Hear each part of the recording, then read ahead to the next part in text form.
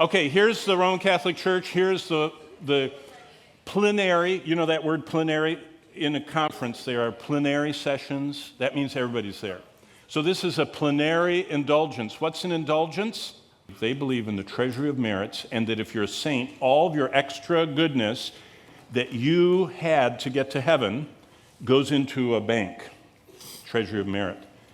And when you go to confessions or when you go to any of those things, you get a little boost from that bank, from the extra righteousness of the saints, which is amazing. By the way, that's just one of 7 reasons why I'm not a Roman Catholic. And this is what I tell the people next to me on the airplane. I always say, oh, well, there's 7 reasons that I'm Catholic and not Roman Catholic. Number 1, because of the Mass. The Mass? What is the Mass?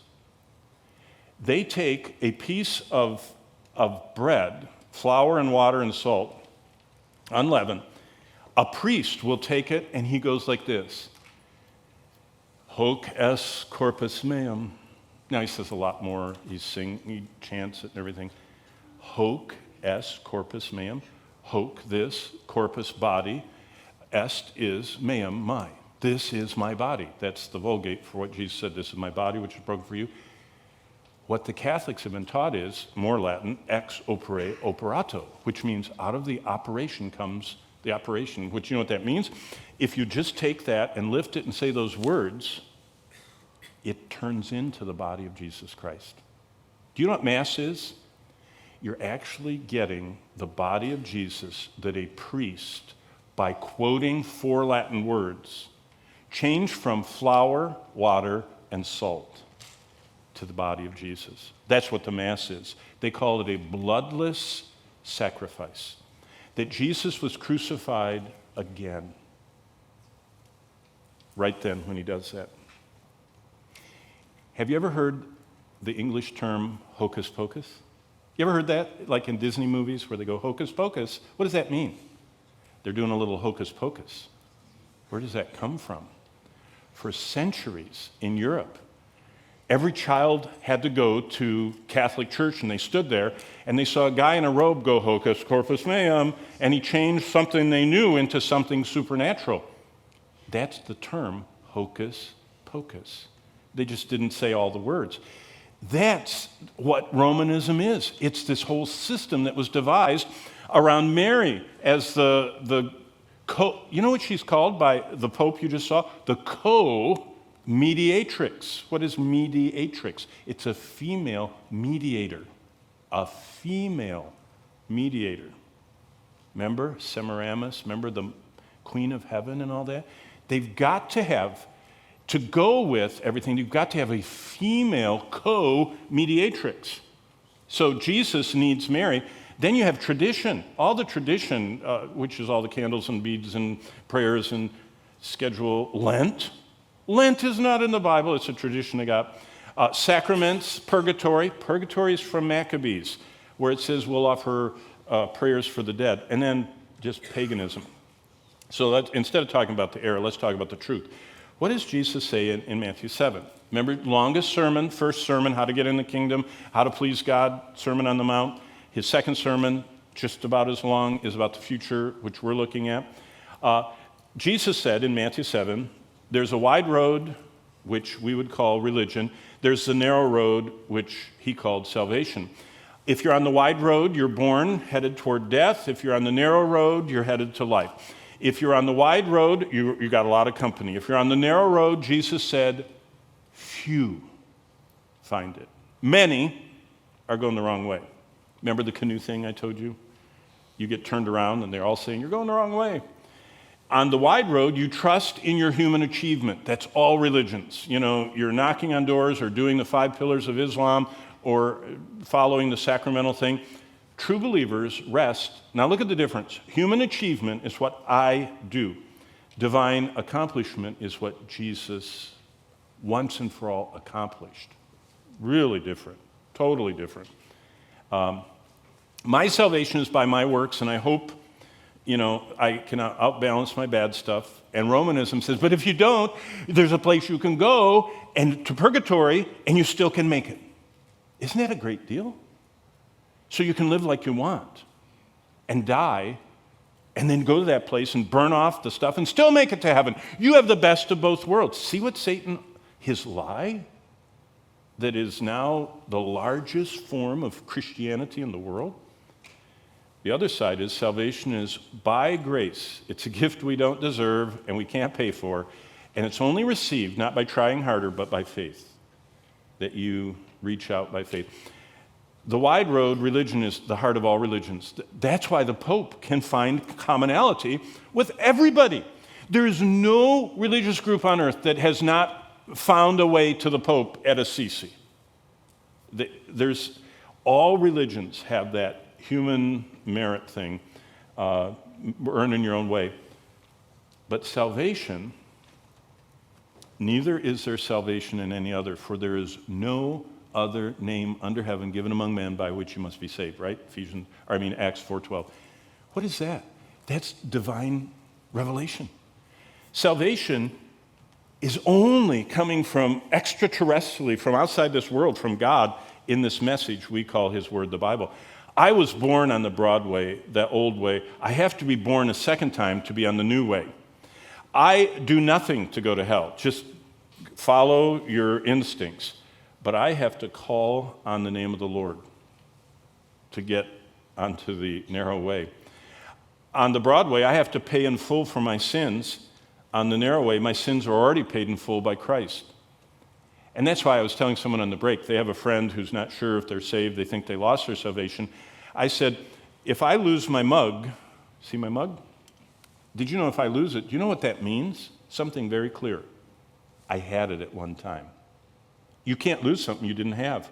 If you find someone that has lost their salvation, you have a great beginning with them. You find out what they had.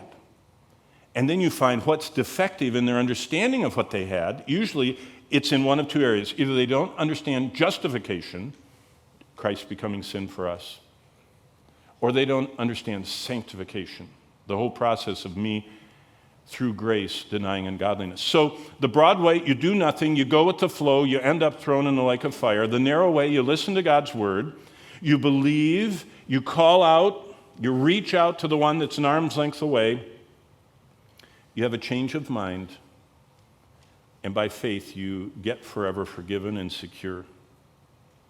Did you know people are really looking for this? I was on my way marking my Bible to speak at a conference. I got on an airplane, a Delta flight. There were 6 people on the airplane. 2 of them were up flying it. 2 of them were in the back running all the food and drink cart, and 2 passengers. For a while, there were only 5 of us on the plane, me and them. I was the only person. And it was because they were flying it out of Tulsa, where they repair planes, going to Cincinnati, where they take repaired planes. And so I was so excited. I had all my stuff spread out on ready for us to take off. And just before they closed the door, came, and guess where they seated him? On the other side of the aisle from me, in the exit row.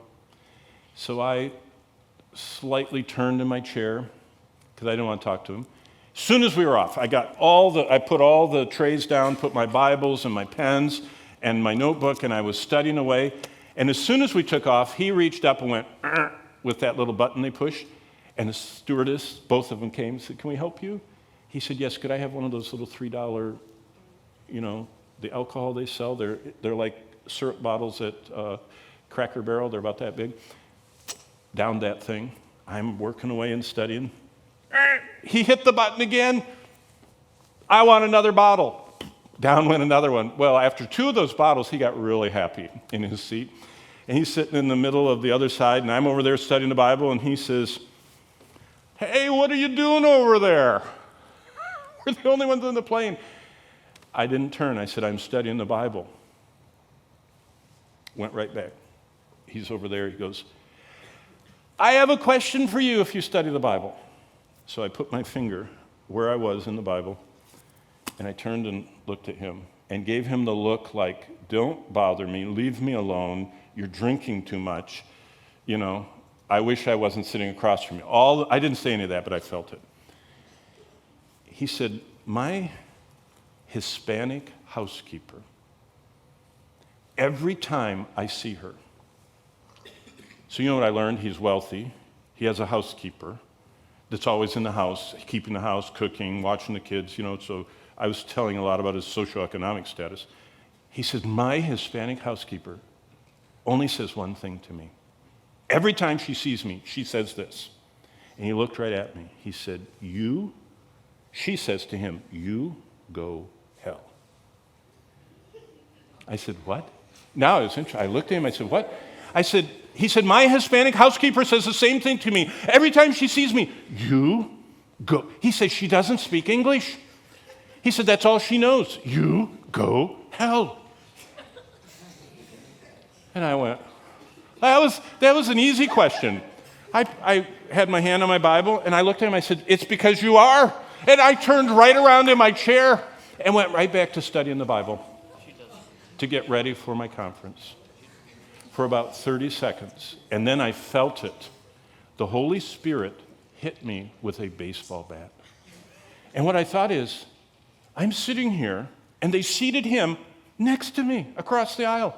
I'm on an airplane where there's nobody else. I'm on an airplane with a guy that's scared to die. He's drinking alcohol as fast as he can because he's afraid to fly airplanes. He's afraid he's going to crash. I'm next to someone that just opened up the deepest, darkest fear of their life, a Hispanic housekeeper that he trusts with his children, his wife, and his everything, who points at him and says, you go hell.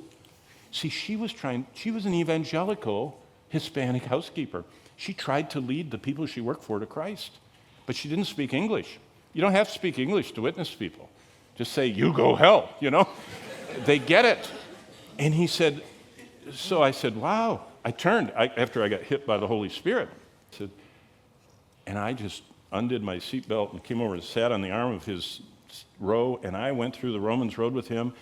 And of course, I always pack in my wallet my gospel tract, and I pulled out my God's simple plan of salvation, and I circled all the verses in it that I just read him, and I got it like this, and by then, they got on the microphone and said, now put your seats in the most upright and uncomfortable position for landing and put away all your stuff. And so I said, I've got to get back to my seat. And so I said, I'll just write my name on here, and I said, and this is the gospel, and I handed him the tract, and we bolted down, and he was going big game hunting. He's a wealthy doctor, head of the largest anesthesiological group in the city of 1 million where he lived. And he was going off to spend some of his thousands and thousands of dollars he earns on big game hunting. And I was going to speak at a conference, and I gave him the tract, and he said, hey, thanks, man. And he ran that way. And I ran that way at the Covington Airport in Cincinnati. And I wrote his name in my journal like I always do and started praying for him. His name was Paul. And I prayed for him for a long time, but I didn't think any more about it for 6 months. And I was back at the church where I pastored with my notes, walking between the two services, checking what I'd made mistakes in the first service, trying to correct them, and someone was here. So I moved over like this and kept walking, and they moved over. So I moved back over, never looked up. I kept looking at my notes, and finally he came, and his big smiling face was right there. I said, you're the guy from the airplane 6 months ago. He says, I am. He said, you're really hard to find. He said, you only gave me your name. You didn't give me an address or anything. He said, I've been looking for you for 6 months. He said, you introduced me to God at 38,000 feet. He said, where did you go after the plane? I said, I went on my flight. He said, you know where I went? I went around the corner to the first bank of those seats that are screwed to the floor. And he said, I got on my knees in the airport, Covington Airport. Opened your little tract, read every word of it. At the end, it says, why don't you just call in the name of the Lord? And he says, right there, by the bank of seats, I called in the name of the Lord. He said, so does that mean you're my dad? Spiritual father? I said, it sure does. And he actually came back to one of our baptismal services and stood next to me and gave that same testimony to the whole church and said, your pastor finally paid attention to me and let me meet God at 38,000 feet. Roman Catholics, down deep, have about 98% true doctrine. They just don't understand salvation. They think they have to earn their way, and that's Satan's lie, and you have to show them they shouldn't go their own way, they should go God's way. This, though, is one of the hardest lessons to give. So those of you that are uncomfortable about convicting things, you can go back to shopping or whatever you do when you're uncomfortable. But chapter 18 in the book of Revelation is about the lie of Satan that is ensnaring most Christians. They're not in the religion thing. Most of them know that's wrong. They want to be saved by Christ's death. But they've succumbed to the other lie of Satan, which is pleasing myself, not God. Now, I was a youth pastor. We used to have a little chant that we taught our youth group. We'd always go, only two choices on the shelf, pleasing God or pleasing self. And they would all march to the dining hall, these kids. Only two choices on the shelf, pleasing God or pleasing self. Well, I'm not sure whether it ever settled into them, but they were chanting Revelation 18's message. Now, where we are is right here. The red block there is the tribulation of God's wrath. And just before Jesus returns, that's the white arrow in chapter 19, which is the next chapter, from heaven, he points out to John Satan's two most dangerous viruses. Now, this lesson is hard because we're bridging 3 parts of Revelation. We're going to see at the end of this hour, if I ever finish, in chapter 19, the church in heaven. We're going to see the ending of the tribulation, that's chapter 18, and then we're going to see the second coming of Christ, that's the second half of chapter 19. And all that I have to do in 32 minutes. So here we go. Here's the overview. Lost humanity wants comfort, entertainment, and possessions more than God. That's really what humanity's like. God calls that the idolatry of covetousness. Do you remember what the 10th command is of the 10 commandments? Don't covet your neighbor's house or his wife, your neighbor's wife, or his ox, or his donkey, or his, and it goes right down the list. Don't covet. What does that mean? That you want to have what he has that you don't have. You know what I just described to you? Advertising. I just smiled. When I was a little boy, every advertisement was about toothpaste, and everybody wanted to have that orthodontic, perfect toothed white smile. And so it was just toothpaste ads after toothpaste ads. And of course, all the smilers, were either perfectly healthy, muscular boys or perfectly, tanned, blonde girls. And they had this perfect white teeth smile. You know what it was? All of us would go home and go like that in the mirror, and we go, boy, my teeth are not that color. I want that toothpaste. See, it's the idea that you want something you don't have. And it becomes so strong, God calls it the idolatry of covetousness. How does it become idolatry? Because it pushes God out of the way. I want a job so I can earn enough money to get that car. I want a job to earn enough money to get those shoes or those clothes or that house. I have a house, but I want a bigger house. I want a house closer to the water. I want a house up the mountain. I want a house whatever. So what does God do in chapter 18? He destroys all their possessions and shuts down every pleasure. In one moment, it actually says that. In one moment, they're all gone. Now look at them side by side. Chapter 17 is Babylon, the great harlot. It's about religion. It's this woman riding the beast with 7 heads and 10 horns. That's religion paired with Satan. She's the mother of all harlots and abomination. Religion has killed more Christians than anything else. Communism is a religion. Materialism is a religion. Evolutionism is a religion. And all of them are from Satan. And this woman is drunk. Religion is drunk with the blood of the saints. Now we change gears. Babylon is now not talking about religion.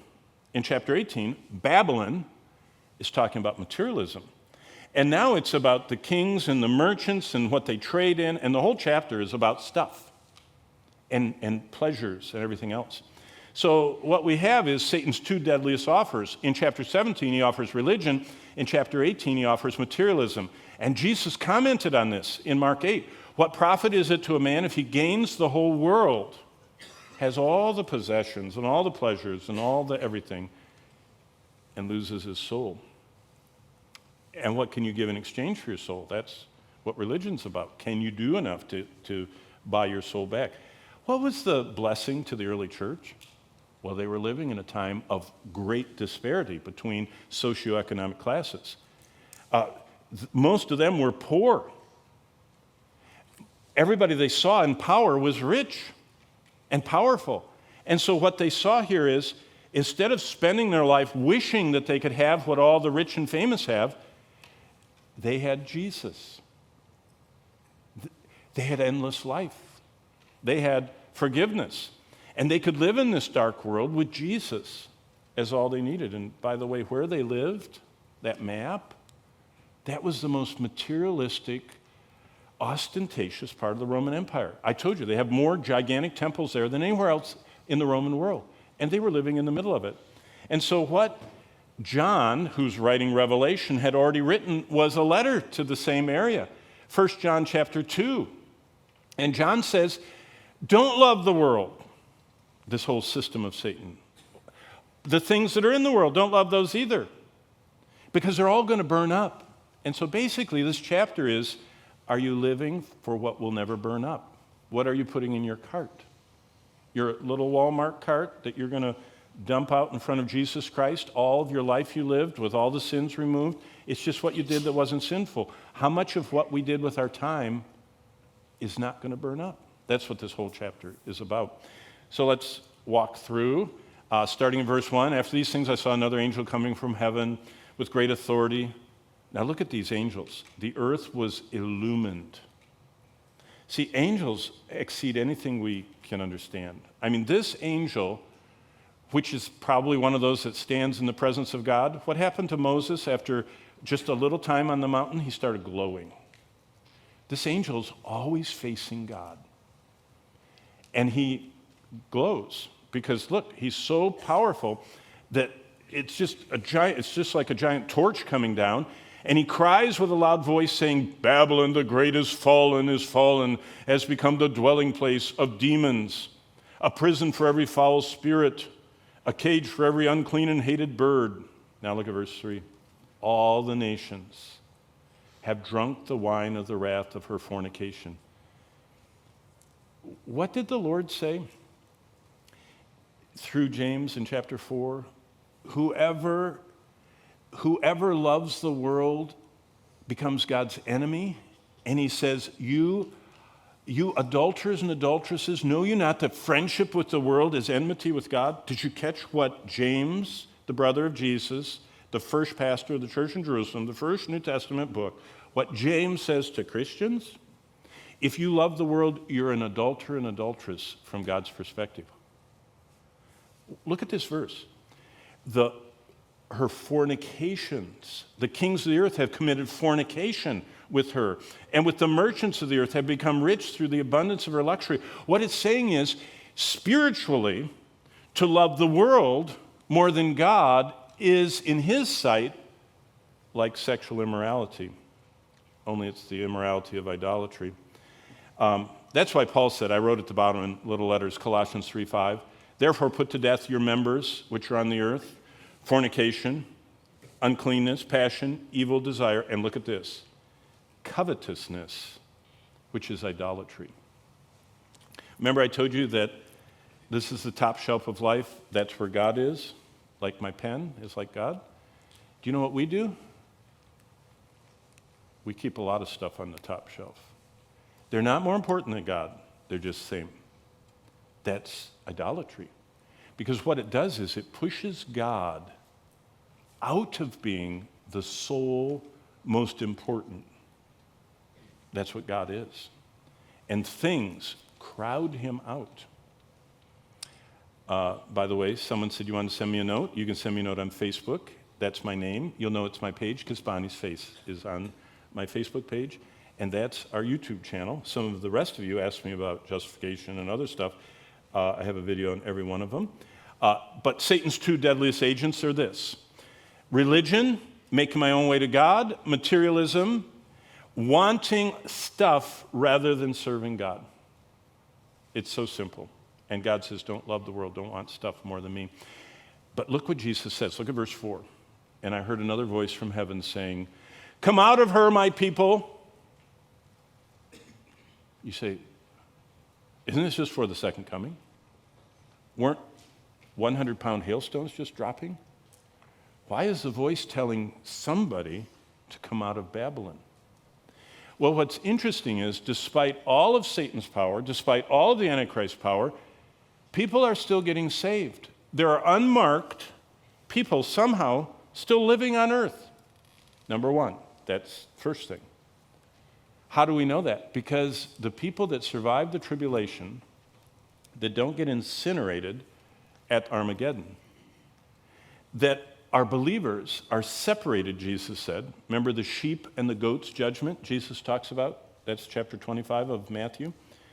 He separates the sheep from the goats. The goats are killed and they go to wait final judgment in Matthew 25. He says, "Depart from me, ye cursed, into everlasting punishment." The sheep, he says, inherit my kingdom. Those are the people that begin the population we're going to see tomorrow, the millennium. They're actually people who survived the tribulation, and they get to go live in that beautiful paradise world. But Jesus, for the people reading Revelation in the 2nd century, for us living in the 21st century, to the people alive at the end of the tribulation, look what he says. Come out of this, my people. You're so tempted to live for stuff, to live for pleasure, to live for success and money. Now look, here's the verse James wrote. Do you not know that friendship with the world is enmity with God? Whoever then wants to be the friend of the world makes himself the enemy of God.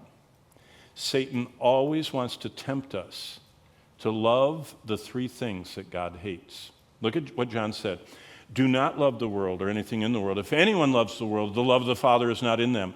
For everything in the world, the lust of the flesh, the lust of the eyes, the pride of life, comes not from the Father, but from Satan, the god of this world.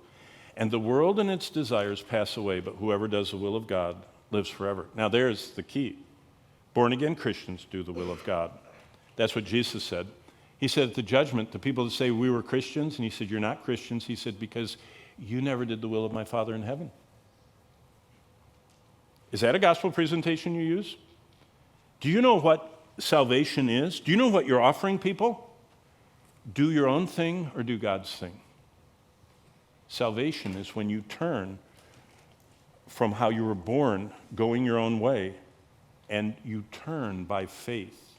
Repentance is a change of mind. You hear a voice and you say, oh, I believe that. And you turn toward the voice. That change of mind leads to a completely new change of behavior. What is the lust of the flesh? The cravings of our body, chasing pleasure. And there are all kinds of pleasures. Some people are chasing eating. Some people are chasing, ecstatic experiences or chasing sexual experiences. Then there's the lust of the eyes. Most of us, the lust of the flesh, that's all bad stuff. It's so clear it's bad. But the lust of the eyes, this equals the temptation of our eyes chasing stuff. It's the better phone, it's the better car, it's the better clothes, it's the better house, it's the better tan, it's the better teeth. We just chase what we think looks better. And the pride of life is boasting about what we have, which social media has become, everyone's practiced in curating their image online. Well, the question comes from verse 3. If everybody is drunk with this, we need to ask ourselves, am I a worldly person?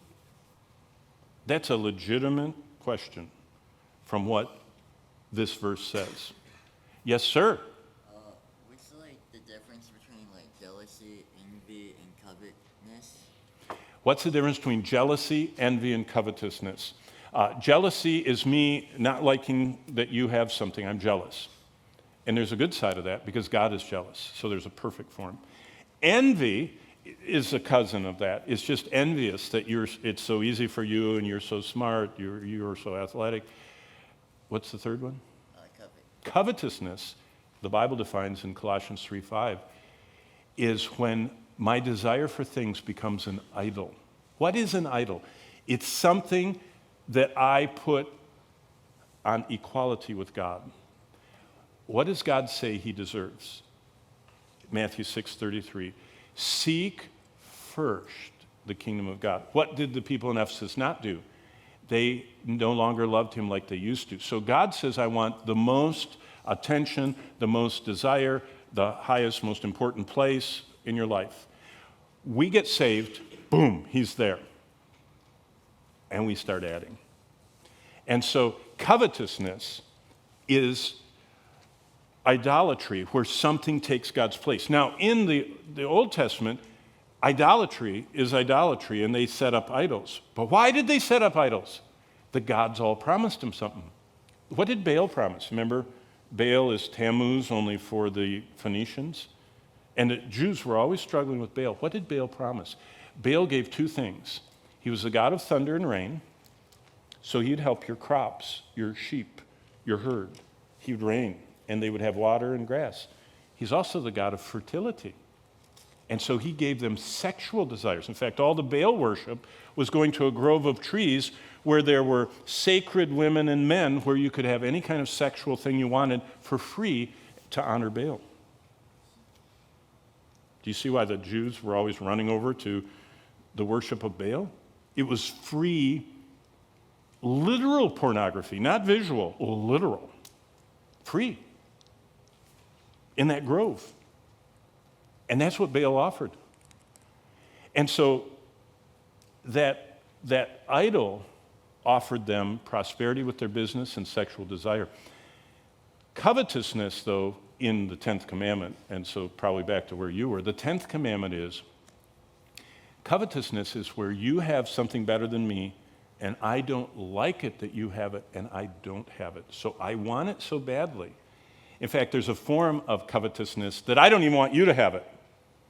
And we're starting to see this with the whole equality movement, financial equality. Do you know where our culture is going? What they're saying? Do you know why they're not punishing people in major cities, prosecuting them? They won't prosecute you for less than a $1,000 infraction in San Francisco.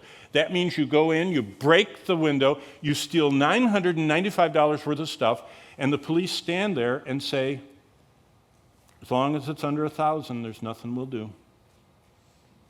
Why are they doing that? Because they believe there are rich people and poor people, and we want the poor people to take as much as they want until they have equality with the rich. That's just a form of covetousness. It's a form of jealousy, and it's enshrined in our culture. But the difference between envy and jealousy and covetousness, they're all interrelated. But if you want to do a word study, it's even more fascinating than that. But thanks for asking. So the question is, what is a worldly person? Number one, a worldly person's identity is found in this world, not in heaven. What did Paul say to the Christians? Your citizenship is in heaven.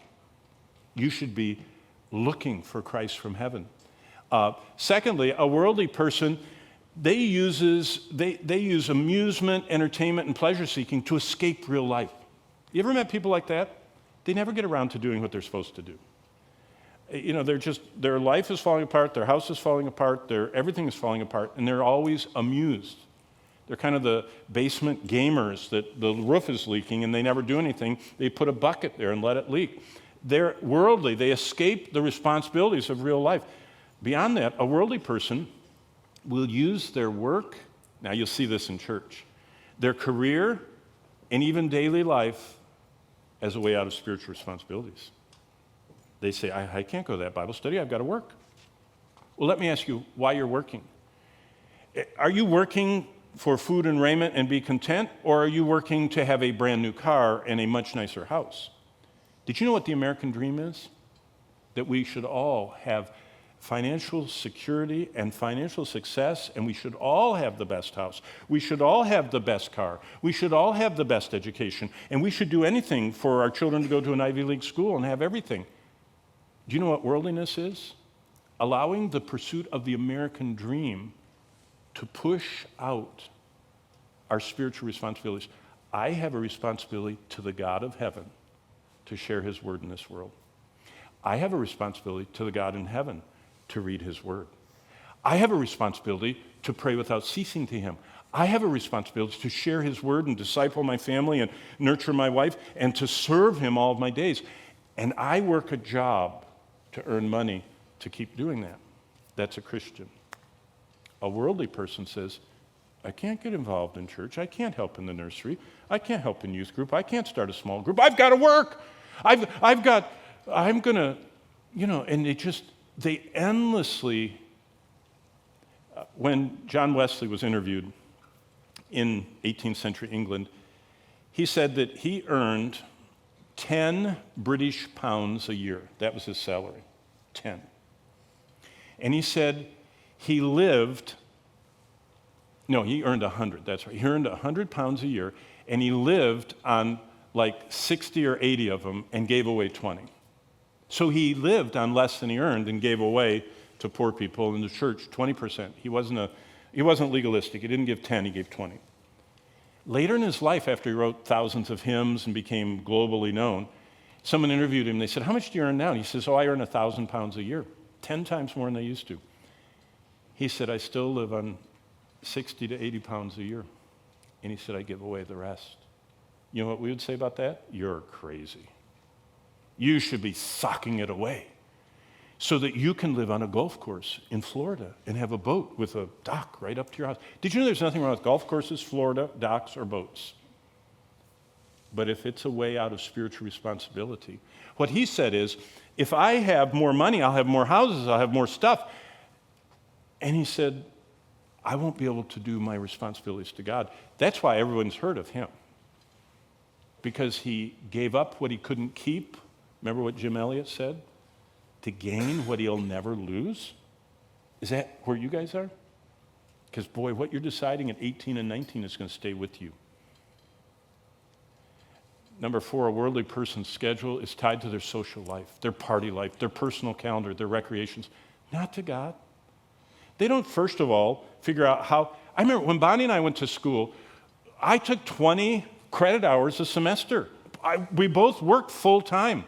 But you know what we did? Just like you guys, we went to church. Not just on Sunday morning, we went on Sunday night. We went on visitation during the week. Why?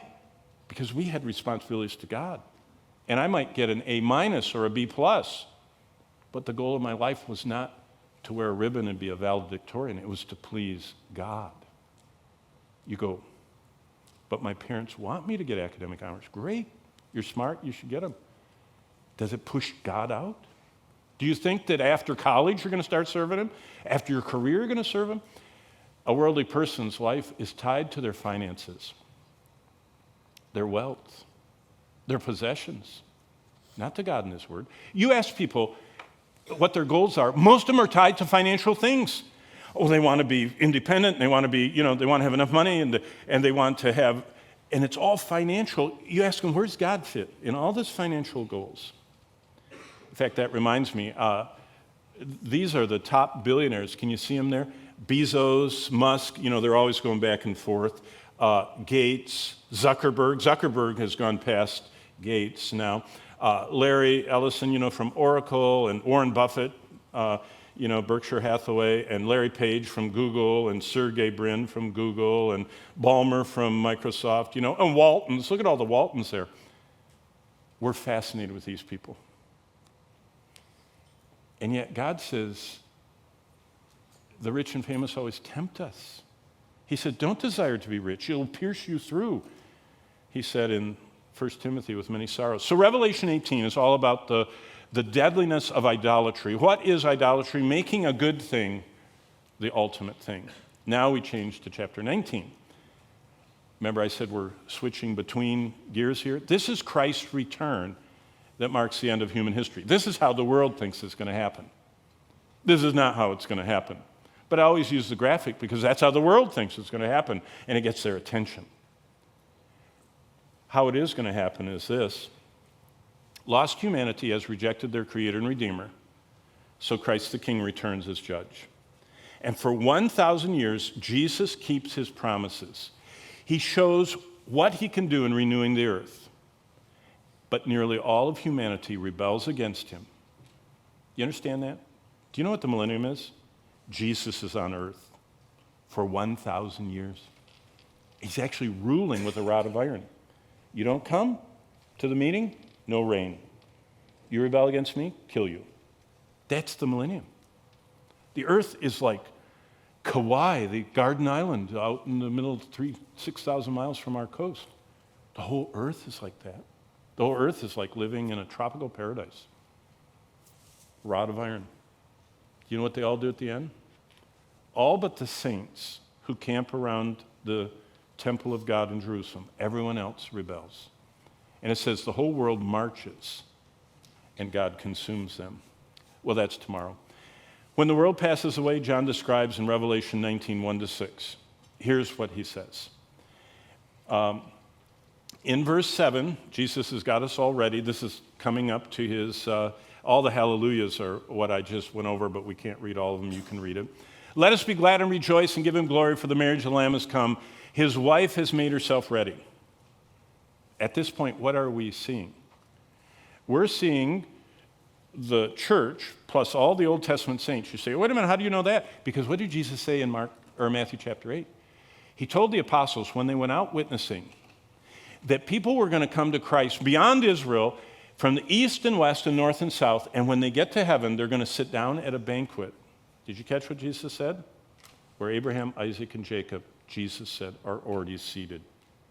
So by the time we get to this banquet, his wife are all of the saints, and it probably lasts all the way through the millennium. God doesn't worry about time. But what are we wearing to the banquet? That's verse 8. To her, that's his wife, the bride that he is now married, it was granted to be arrayed in fine linen, clean and bright. What is that? The fine linen is the righteous acts of the saints. What did Paul say we were saved for in Ephesians 2:10? You were created for good works. That's what salvation does.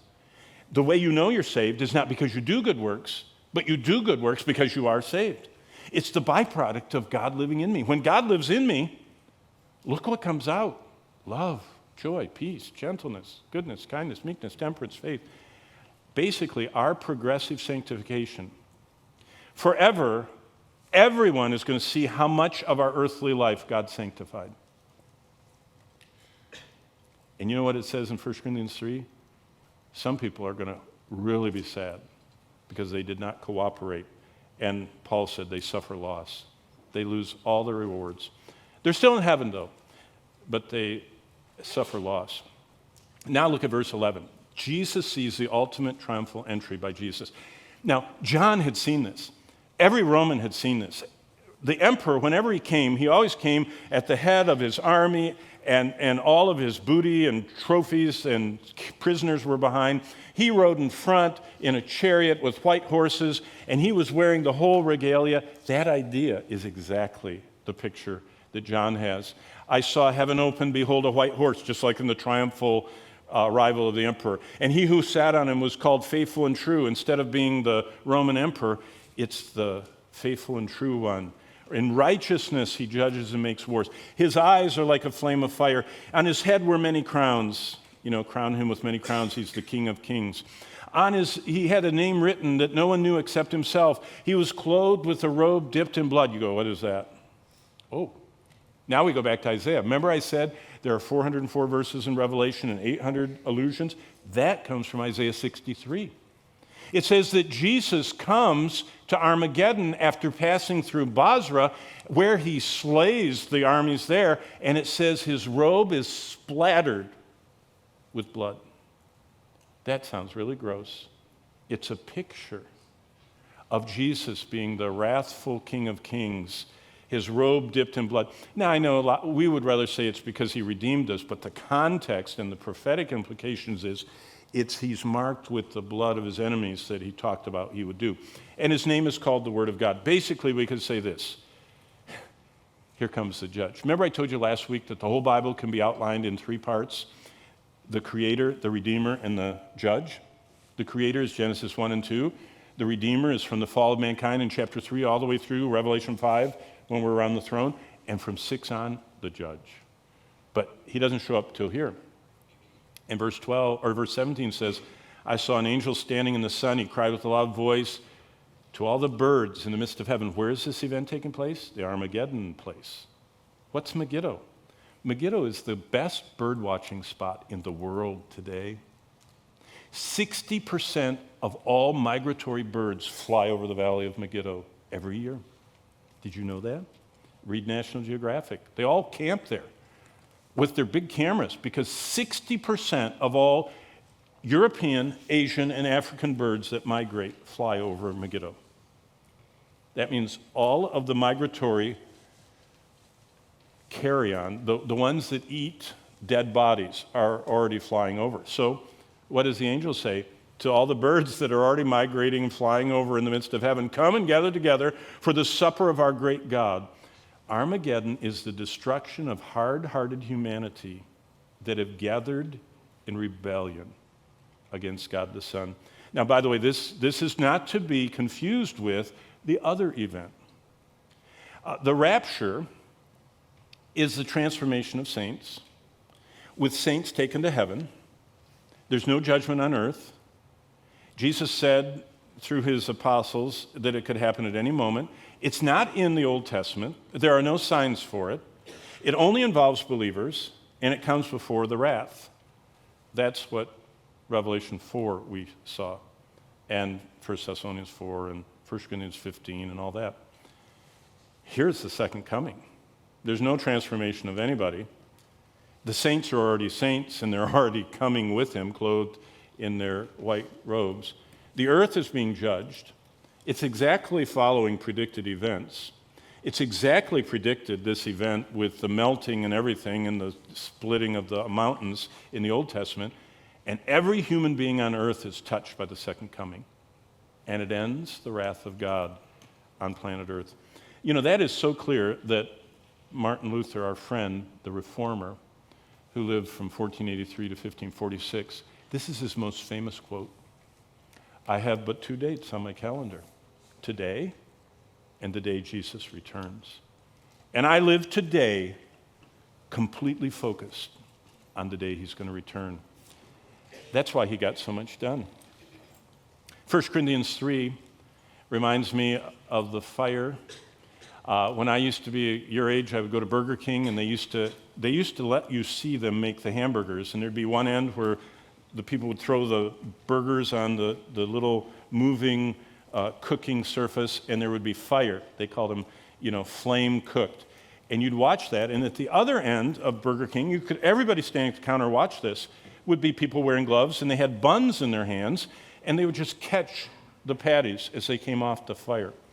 And I used to go to Burger King all the time as I was memorizing these verses. Now think about the words. Everyone's work will become clear, for the day will declare it, because it will be revealed by fire. We dump into this side of the conveyor belt our whole life, and it goes like a Burger King patty across the fire. If anyone's work which he has built on endures, the Lord is at the other end and receiving that. Whatever lasts from our life that makes it through the fire is what is our reward. Some people suffer loss. Nothing makes it all the way across. It gets burned up, but they still get to go to heaven. So what's the lesson for us? What's the only thing you can take with you to heaven? There's only one thing you can take. You can't take your phone. You can't take your music. You can't take your money. You can take people to heaven with you. That's the purpose we're here, and that's the lesson of chapter 18.